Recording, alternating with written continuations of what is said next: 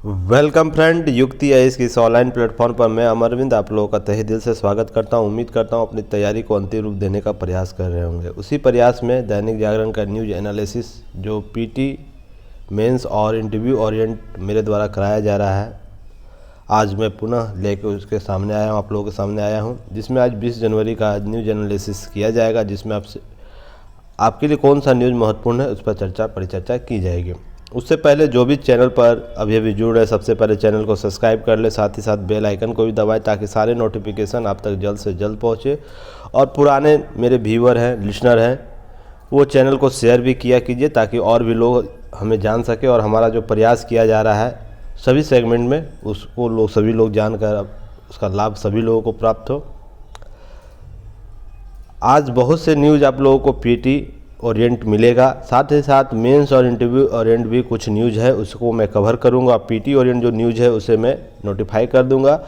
आप लोग युक्ति आईएएस को ऐप पर भी पा सकते हैं, उसे आप लोग गूगल प्ले स्टोर से डाउनलोड कीजिए और जो भी सुविधाएं दी जा रही है वहाँ से आप लोग कवरअप कर सकते हैं। सारे टेस्ट अवेलेबल हैं युक्ति आईएएस पर, तो आप लोग ज़रूर शामिल होइए। साथ ही अब नया वीडियो शॉर्ट नोट यूट्यूब पर चलाया जा रहा है, तो उसे ज़रूर देखिएगा और उसे शेयर भी किया कीजिएगा ताकि और भी लोग उसे शॉर्ट वीडियो के अंतर्गत बहुत से प्रश्नों को शामिल किया गया है, क्वेश्चन को शामिल किया गया है, तो उसमें आप लोग देखते रहिएगा। उसको अपने जो भी आंसर राइटिंग क्वेश्चन एनालिसिस है उसे अच्छे तरीके से कीजिएगा।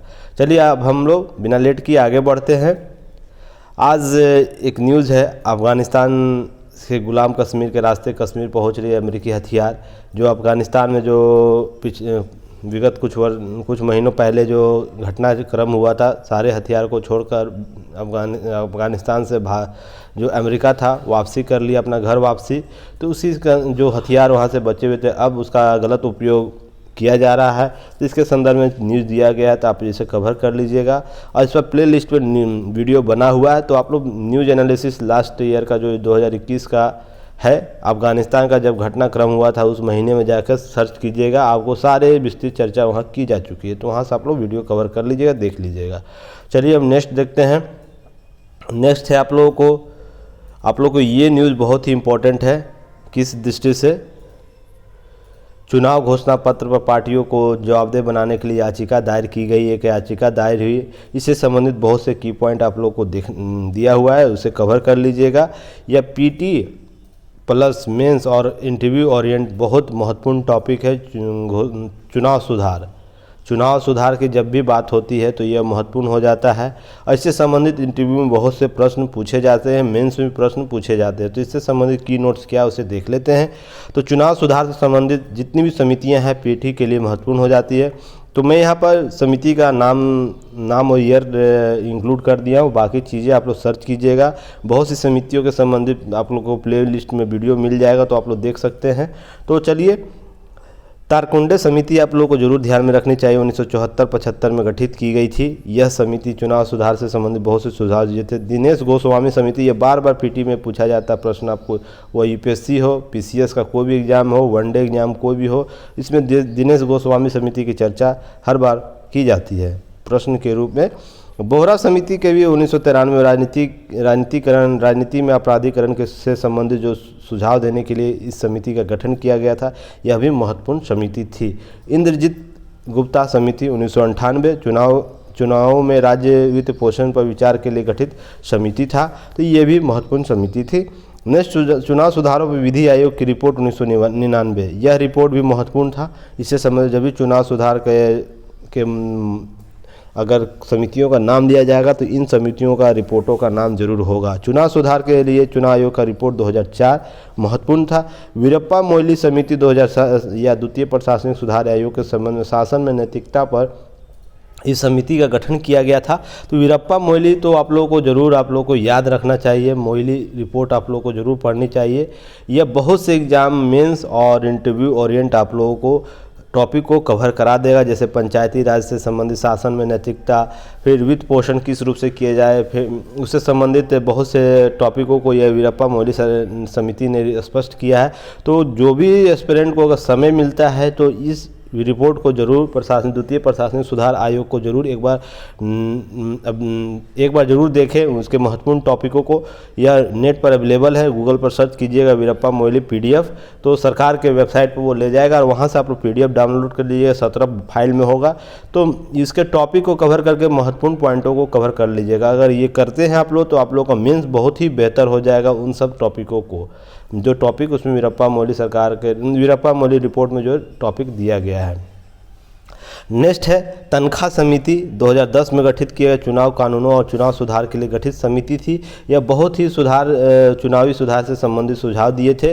तो इस समिति को आप लोग जरूर सर्च करके गूगल पर देखिएगा क्या है तनख्वाह समिति। नेक्स्ट है वह चुनाव सुधार क्या क्या हुए हैं। कुछ चुनाव सुधार जो हुए उससे संबंधित की नोट्स आप लोगों को उपलब्ध करा दिया हूँ, तो ये देख लीजिए। वर्ष 2000 से पूर्व जो सुधार हुए 2000 से पूर्व या तो सबसे पहले तो 47 के आज़ादी के साथ ही हमारा जो संविधान लागू होने उस समय से ही आप लोगों को मतदान करने की दिया गया था अधिकार। पर 61वां संविधान संशोधन अधिनियम 1989 में अनुच्छेद 326 में संशोधन करके मतदाता की आयु क्या कर दी, 21 से घटा के 18 वर्ष कर दी गई। 18 वर्ष कर दी गई। चुनाव कार्यों में कार्यरत अधिकारी कर्मचारियों चुनाव सुधार के लिए अवधि के दौरान चुनाव आयोग की प्रतिनियुक्ति पर मना किया जाएगा। इससे संबंधित सुधार किए गए थे। 2000 से पूर्व प्रस्तावकों की संख्या, नामांकन पत्रों को लेकर प्रस्ताव की संख्या 10% बढ़ा दिया गया। पहले क्या था, प्रस्तावक की संख्या नहीं थी, उससे संबंधित 10% प्रस्तावक होना जरूरी है, तो इससे सुधार किए गए हैं। राष्ट्रीय सम्मान अधिनियम 1971 अपमान करने पर 6 वर्ष का चुनाव लड़ने का प्रतिबंध लगा दिया गया। किसी भी प्रकार का अपमान करते चुनावी प्रक्रिया का उससे संबंधित जो पीठासीन अधिकारी है संबंधित बहुत से नियम कानून इससे बने हुए हैं। तो अगर इस अधिनियम के विरुद्ध कार्य करते तो आप जो भी चुनाव लड़ने वाले व्यक्ति हैं प्रतिनियुक्ति है वो 6 वर्ष तक यह प्रतिबंध लगाया जा सकता है। नेक्स्ट है 2 से अधिक निर्वाचन क्षेत्रों में चुनाव लड़ने पर प्रतिबंध लगाया गया है। उम्मीदवारों की मौत पर चुनाव स्थगित न होना, यह बहुत ही महत्वपूर्ण चुनाव सुधार किए गए थे चुनाव आयोग के द्वारा, जिसमें लोकतंत्र को किस रूप से बहाल किया जाए यह बहुत ही बेहतर एग्जाम्पल था। इस सुधार के साथ लोकतंत्र लगातार जिंदा रहना चाहिए। किसी व्यक्ति विशेष के कारण लोकतंत्र की जो प्रक्रिया अवरुद्ध नहीं होनी चाहिए, ये बहुत ही महत्वपूर्ण था। नेक्स्ट है इलेक्ट्रॉनिक वोटिंग मशीन। अब तक के जितने चुनाव सुधार किए गए हैं उसमें सबसे अगर टॉप में रखा जाए तो यह टॉप 1 का चुनाव सुधार था, इलेक्ट्रॉनिक वोटिंग मशीन। इससे बहुत सी प्रक्रियाएं सरल प्रक्रिया को कर देता है यह वोटिंग मशीन। बहुत से बूथ कैपरिंग का सिस्टम जो था वो समाप्त हो गया। उसके बाद आप लोग चुनाव सुधार में देखते हैं चुनाव की प्रक्रिया जो होती है सरल हो गई। इससे संबंधित जो और भी बहुत से बेनिफिट हो गया था, डाटा का एनालिसिस बहुत जल्दी हो गया, और भी चीज़ें चुनाव इलेक्ट्रॉनिक वोटिंग मशीन ने हमें उपलब्ध कराया। तो ये बहुत ही बेहतर सुधार थे अब तक के चुनाव आयोग के। इससे संबंधित कुछ नोट है आप लोगों को याद रखनी चाहिए। यह बार बार आप लोगों को पीटी में प्रश्न पूछा जाता है। जैसे प्रथम प्रयोग कब किया गया, 1998 में राजस्थान, मध्य प्रदेश और दिल्ली के चुनाव सुधार में यह प्रथम प्रयोग किया गया था। यह किस रूप से चुनाव ईवीएम किस रूप से इलेक्ट्रॉनिक वोटिंग मशीन है जो किस रूप से कार्य करेगी। सर्वप्रथम आपको 1999 में गोवा के विधानसभा चुनाव में पहली बार ईवीएम का प्रयोग पूरे राज्य में किया गया। तो प्रश्न यहाँ से पूछे कि सर्वप्रथम प्रयोग कहाँ किया गया, तो राजस्थान, मध्य प्रदेश, दिल्ली में से कोई एक स्टेट का नाम लेगा तो या तीनों रहेगा, तीनों होगा। और विधानसभा चुनाव में सर्वप्रथम प्रयोग कहाँ किया गया ईवीएम मशीन का, तो गोवा में। वर्ष 2000 के बाद जो सुधार किए गए वो क्या थे, सबसे पहले तो एग्जिट पोल पर प्रतिबंध लगा दिया गया, 48 घंटा पूर्व नहीं कर सकते हैं। तो इससे संबंधित सुधार बहुत जरूरी, क्योंकि इससे मतदाता मॉडरेट होता था किसी खास पार्टी को लेकर। जिस तरह का मीडिया जिस और प्रेफरेंस देती थी, जिसका हिंट्स देती थी, मतदाता उस और बढ़ चलता था। तो ये एग्जिट पोल के संबंधित जो भी चीज़ें थी वो समाप्त कर दी गई है। अब वोटिंग के बाद आप दे सकते हैं। नेक्स्ट है चुनावी खर्चे पर सीलिंग की गई। चुनावी खर्च का लिमिट जो था उसे कभी बढ़ाया गया, उसमें जो और भी चीज़ें स्पष्ट की गई कि उस खर्च की सीमा किस आधार पर की जाएगी, उसकी सीमा कहाँ तक होगी और उसका ब्यौरा किस रूप से दिया जाएगा। तो सीलिंग की गई। लोकसभा सीट के लिए चुनावी खर्च की सीमा बड़े राज्यों में 70 लाख से बढ़ाकर 95 लाख कर दी गई। आंकड़ा 2022 का है, तो आप लोग याद रखिएगा। अब 95 लाख हो गया बड़े राज्यों के लिए। छोटे विधानसभा चुनावों के लिए यह सीमा 28 28 लाख रुपये से बढ़ाकर 40 लाख रुपया कर दिया गया है। तो यह महत्वपूर्ण हो जाता है, तो आप इसे जरूर ध्यान रखिएगा कि यह प्रश्न पीटी से पूछ सकता है। और विभिन्न छोटे राज्यों में, केंद्र शासित प्रदेशों में सभी का वर्गीकरण किया गया है। तो ये चुनाव का जो सीलिंग है आप लोग गूगल पर सर्च कीजिएगा या चुनाव आयोग पर उसके वेबसाइट पर जाइएगा, वहाँ पर अवेलेबल होगा, आप वहाँ से इसे देख सकते हैं। पोस्टल बैलेट के माध्यम से मतदान की प्रक्रिया प्रारंभ की गई। जो नियुक्त होते थे कर्मचारी चुनावी प्रक्रिया में, तो वो मतदान नहीं दे सकते थे, या जो भारत से बाहर थे उन जो पोस्टल रूप से अब मतदान दे सकते। इसका एक और भी रूप है, पोस्टल बैलेट के रूप में आप मतदान वो लोग भी दे सकते हैं जो सरकारी प्रतिनियुक्ति पर हैं। नेक्स्ट है राष्ट्रीय मतदाता दिवस प्रारंभ किया गया। वर्ष 2011 से 25 जनवरी को राष्ट्रीय मतदाता दिवस। यह 25 जनवरी क्यों चुना गया, यह कमेंट बॉक्स में आप लोग बताइए। 25 जनवरी ही क्यों चुना गया, और भी समय था, चुना जा सकता था। तो राष्ट्रीय मतदाता दिवस राष्ट्रीय जागरूकता अभियान के लिए यह चलाया गया, जिससे चुनाव से संबंधित जो भी प्रक्रिया है, लोकतांत्रिक प्रक्रिया है, उससे अवगत कराने के लिए बहुत से चुनाव आयोग के द्वारा कार्य किए गए। राजनीतिक चंदा, यह भी एक महत्वपूर्ण कदम था। राजनीतिक चंदा पर प्रतिबंध लगाया गया, जिसमें 20,000 से अधिक राजनीतिक चंदे चुनाव आयोग को सूचित करना आवश्यक हो गया। इससे पूर्व कोई सूचना नहीं दी जाती थी चुनाव आयोग को। तो इससे संबंधित जो 20,000 से अधिक अगर राजनीतिक चंदा कोई व्यक्ति देता है या लेता है, तो उसके लिए चुनाव आयोग को सूचना करना होगा। नोटा का विकल्प भी बहुत ही महत्वपूर्ण आया, पर यह कहीं ना कहीं अभी इस पर कार्य करने की और आवश्यकता है, जिसमें 2013 से लागू की गई नोटा व्यवस्था। नेक्स्ट है मतदाता निरीक्षण पेपर ऑडिट ट्रायलर, जो आप लोग जैसे ईवीएम मशीन में जो प्रिंट आउट करके देता है कि यह हार्ड कॉपी आप लोग को उपलब्ध कराए कि आपने किसे वोट दिया, ये संबंधित है कि इससे आपको फर्जी जो मतदान की शिकायत आती है वो समाप्त हो गई। या आप देख सकते हैं आपने जो वोट दिया क्या वो सही है या गलत है। अगर गलत है तो इसकी शिकायत वहीं पर जो चुनाव करा रहे हैं जो कर्मी हैं उनकी उनसे आप शिकायत कर सकते हैं और आपका निदान वहाँ कराया जाएगा। तो इससे संबंधित बहुत से सुधार किए गए। और सबसे और भी एक सिविजिकल ऐप चलाया गया है, सिविजिल ऐप नाम रखिएगा, इसे याद रखिएगा। यह ऐप बहुत ही महत्वपूर्ण है। क्यों? इसी से संबंधित यह घोषणा पत्र भी आगे आएगा बात। जैसे चुनाव के दौरान आचार संहिता का उल्लंघन रिपोर्ट दर्ज किया गया है, दर्ज करता है, तो इसका सूचना नागरिक सक्षम बनाता है, देने की क्षमता है। अगर कोई व्यक्ति आचार संहिता, आदर्श आचार संहिता जो है उसका अगर उल्लंघन करता है तो इसकी शिकायत इस ऐप के माध्यम से कोई भी व्यक्ति या नागरिक या मतदाता चुनाव आयोग को कर सकता है। तो इस पर त्वरित कार्यवाही की जाती है। तो ये महत्वपूर्ण चुनाव सुधार आयोग थे, तो इस पर आप लोगों को नज़र होनी चाहिए। ये सारे की पॉइंट आप लोगों को आपके आंसर राइटिंग में होनी चाहिए, तो आप लोगों को ध्यान रखना है। ये सब पॉइंट आप लोगों के लिए महत्वपूर्ण हो जाता है। तो मेंस ओरिएंट क्या प्रश्न हो सकता है यहाँ से? तो स्वतंत्र और निष्पक्ष चुनाव भारतीय लोकतंत्र का आत्मा है। यह बहुत ही महत्वपूर्ण टैग लाइन है, तो इसे आप लोग हमेशा याद रखिएगा। इस प्रक्रिया में चुनाव आयोग के द्वारा उठाए गए विभिन्न कदम पर चर्चा करें या स्पष्ट करें या रेखांकित करें, कुछ भी हो सकता है। तो इसी प्रक्रिया को बहाल करने के लिए चुनाव आयोग के जो सुधार किए गए उन सुधारों को रेखांकित करना है।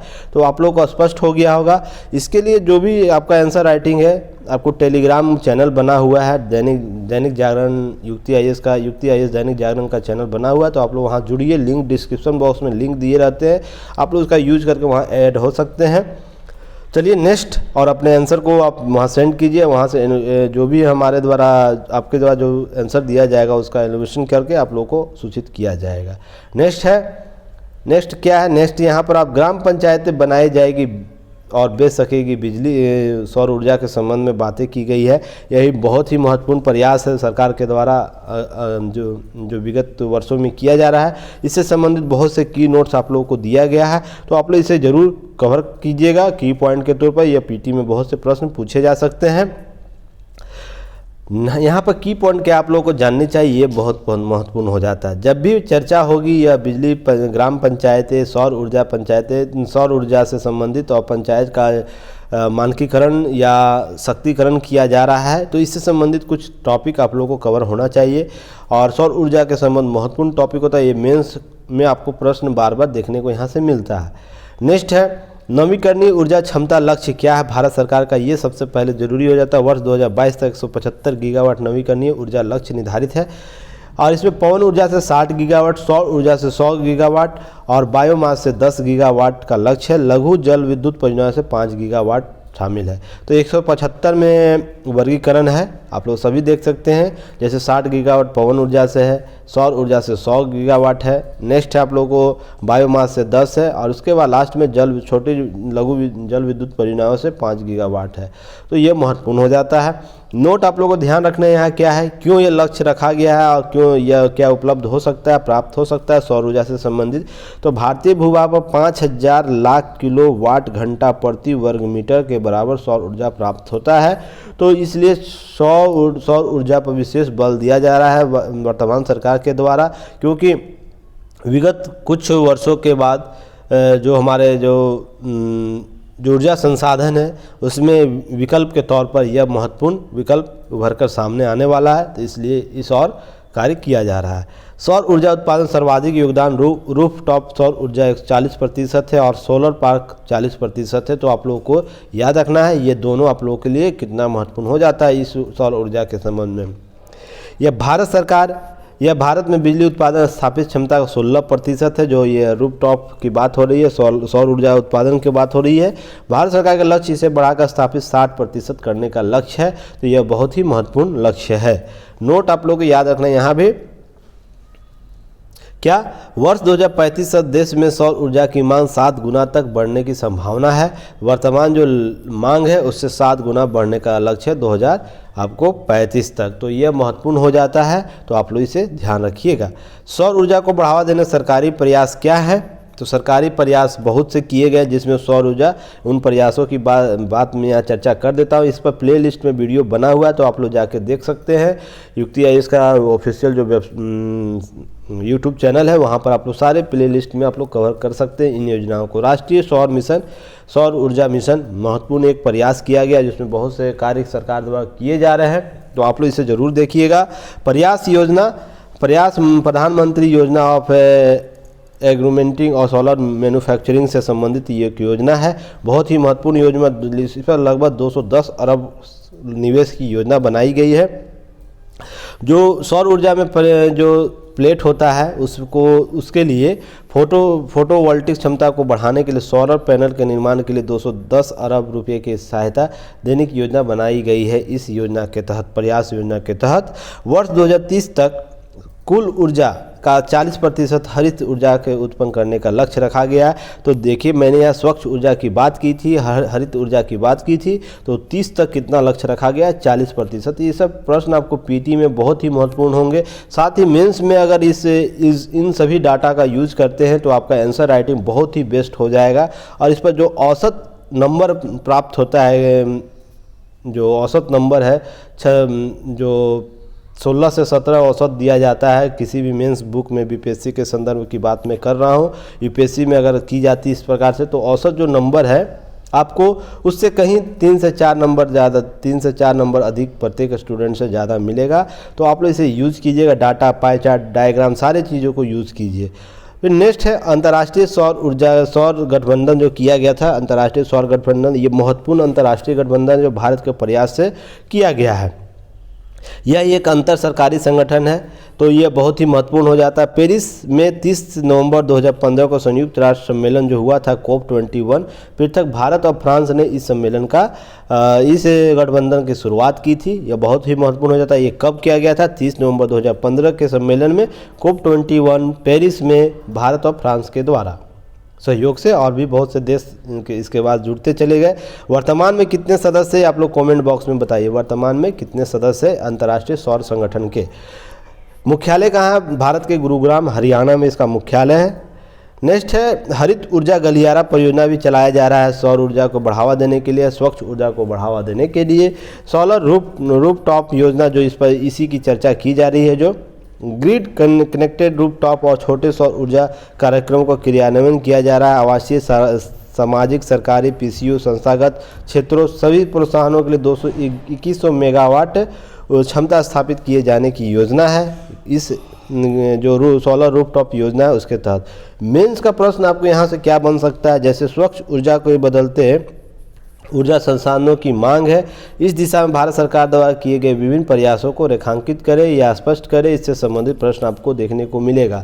तो मेंस जो प्रश्न होगा या इंटरव्यू ओरिएंट भी यह प्रश्न बन सकता है कि आप लोग से प्रश्न यहाँ से किया जा सकता है। तो इस टॉपिक को बहुत बेहतर तरीके से आप लोग कीजिएगा, यहाँ से प्रश्न आपको जरूर देखने को मिलेंगे मेंस में, तो आप लोग ध्यान रखिएगा। इसका आंसर राइटिंग आप लोग फॉरवर्ड कर सकते हैं, डिस्क्रिप्शन बॉक्स में लिंक दिया गया है, दैनिक जागरण न्यूज एनालिसिस के नाम से है हुआ, तो आप लोग वहां से क्लिक करके ऐड हो जाइए और वहां पे आंसर फॉर्मेट जो आंसर आपके द्वारा लिखा जा रहा है उसे फॉरवर्ड जरूर करिए, रीचेक करके मैं आपको सूचित जरूर करूँगा। नेक्स्ट आप लोग को पीटी ओरिएंट यहाँ पर टॉपिक है उसे जरूर कवर कीजिएगा। साथ ही साथ आप लोग चैनल को शेयर कीजिए। न्यूज एनालिसिस जो पीटी मेंस और इंटरव्यू ओरिएंट कराया जा रहा है ये बहुत ही बेहतर प्रयास है, इससे आप लोग का सपोर्ट जरूर मिलना चाहिए, क्योंकि यह जितने लोगों तक जाएगा उतने लोगों को इससे फ़ायदा होगा। साथ ही साथ मेरा भी इसके साथ जो सिस्टम है जो मैं और भी सुधार करने का प्रयास करूंगा। व्यू जितना बढ़ता जाता है उत्साह उतना जल्दी बढ़ता है, उसमें कॉन्फिडेंस और भी बढ़ता जाता है। तो आप लोग जरूर इसे देखिएगा, इस पर काम करिएगा, आप लोग शेयर भी किया कीजिए। इस टॉपिक को आप लोग जरूर कवर कीजिएगा पीटीओ पॉइंट से।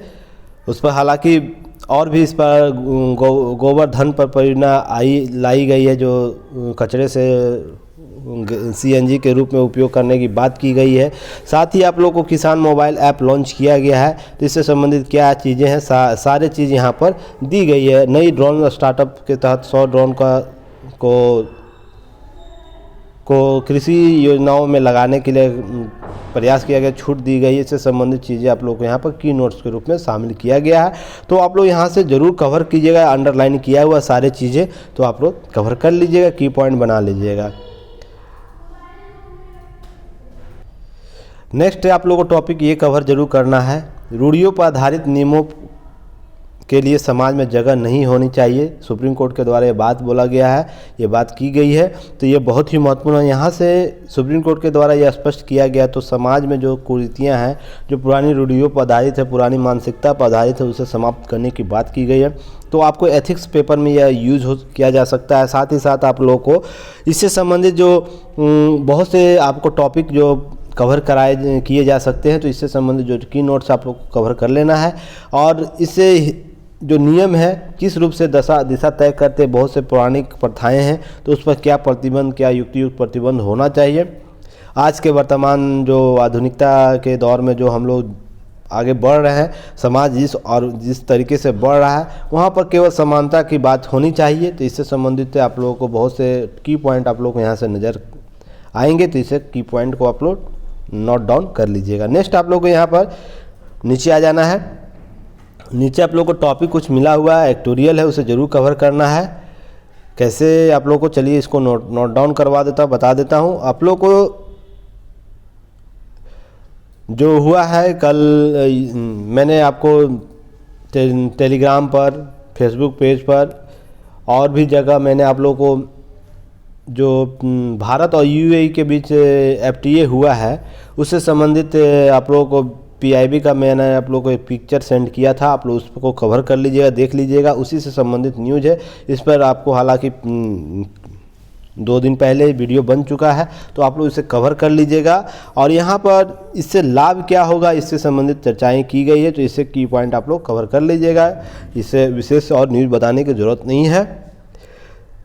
नेक्स्ट है सेमीकंडक्टर के और डिस्प्ले यूनिट के लिए 1.5 लाख करोड़ का प्रस्ताव मिला है सरकार को, तो इससे संबंधित कुछ पॉइंट है, आप लोग यहाँ कवर कर लीजिए। कितना का यह बाजार है, कितनी की यह संभावना है, इससे संबंधित 2020 तक कितने का यह बाजार था, इससे संबंधित 2026 तक कितने तक पहुँचने का अनुमान है, आंकड़ा दिया गया। आंकड़ों को जरूर एक बार नोट डाउन कर लीजिएगा, यह आपको कहीं न कहीं उपयोग आएगा ही आंसर राइटिंग में।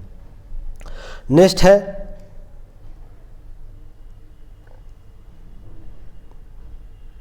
परिसीमन रिपोर्ट।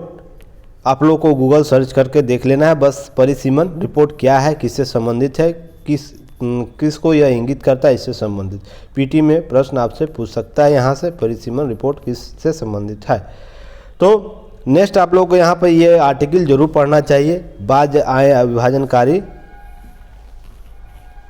एक सेकेंड, बाज आए विभाजनकारी राजनीति की जो विचारधारा है उससे संबंधित जो यहाँ पर आर्टिकल दिया गया है संजय गुप्त के द्वारा, बहुत ही बेहतर यहाँ पर यह आर्टिकल है। तो आप लोग इसे ज़रूर एक बार पढ़िएगा, यह बहुत ही महत्वपूर्ण आर्टिकल के रूप में आज है। तो इससे की पॉइंट जरूर आप लोग निकालिएगा इनके विचारों से, क्या आप लोग के लिए कौन सा उपयोगी मेंस और इंटरव्यू ओरिएंट हो सकता है, क्योंकि हमारा जो राजनीति ढांचा है इस पर कहीं ना कहीं इससे प्रभावित होता है विभाजनकारी राजनीति से, और धीरे धीरे उच्च और बढ़ रहा है। सभी पार्टियों में यह विभाजनकारी राजनीति के विचार पनप रहे हैं और उस पर किस रूप से कौन से विचार प्रभावी हो जाते हैं देश के लिए, वो घातक होता है। इससे संबंधित जो आर्टिकल है आप लोग जरूर एक बार पढ़िएगा, इसे ऐसे कवर कीजिएगा।